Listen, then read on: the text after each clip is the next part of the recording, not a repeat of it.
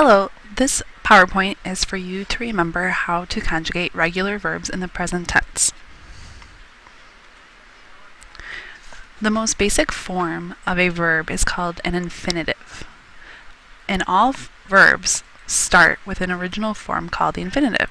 In Spanish, we have infinitives that end in AR, ER, and IR. Here are some examples of infinitives that end in AR. Bailar, calcular, disfrutar, enseñar, ganar, hablar, intentar, levantarse, necesitar. If you are unfamiliar with the SE at the end of levantarse, a reminder that it is a reflexive verb, which we're going to review later, maybe next week. Some examples of ER infinitives are beber, creer, depender, comer, leer, responder. And some IR infinitives are escribir, compartir, vivir. So again, an AR infinitive is just a verb that ends in AR, an ER infinitive is a verb that ends in ER, and an IR infinitive is a verb that ends in IR. Now, when do we use the present tense?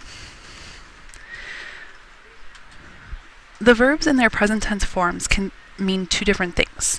One talks about today, and the other is what you might talk about when you're talking about the very near future. For example, if I say, te escribo un mensaje, it could mean that I'm writing you a note, as in right now I am writing you a note in the present. If I say, te escribo un mensaje mañana, that means I will write you a note tomorrow. So even though I'm using the present tense, I'm actually talking about the future. You only use it when it's talking about the very near future. So not next year or not 10 years from now, like tomorrow or the day after that or maybe next week. And if you are confused on when you would use that, you would just have to know what context you were using it in. So if somebody said, te escribo un mensaje mañana, you would know that they're talking about the future. They're not talking about today. In order to form the present tense, there's two steps. First, we take off those endings AR, ER, and IR from the original infinitive. Then we add the correct ending. And that's going to depend on what subject pronoun you're using. So for the yo subject pronoun, if I'm talking about something that I'm doing, the endings are going to be O across the board. So for AR verbs, ER verbs, and IR verbs, it's always going to be O. If I'm talking about what you are doing, I would use as, es, o es. And that is AR verbs, ER verbs, and IR verbs. If you'd like to write this down, this is a good chart to have in your notebook. And you can just pause the video to write them down.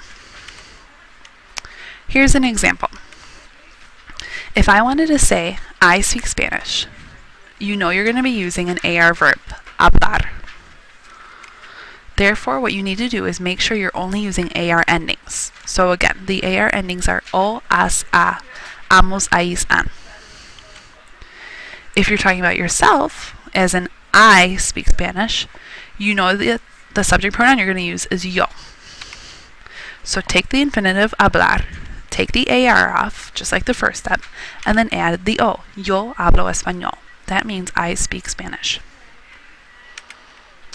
Your second example is, let's say you wanted to say, we will write you soon. So here's an example of when we're using the present tense to talk about the very near future. The verb write in Spanish is escribir. Escribir is an IR verb, so you're only going to be using IR endings. So that's o, es, e, imos, is, en. You have to think about what the subject is. The subject is we in this case. Therefore, we are going to use the nosotros ending, which is imos. So let's take a look. We have the infinitive escribir, take off the IR, and then add the ending. Nosotros te escribimos pronto. We will write you soon. Don't forget that the present tense is often used to talk about the very near future.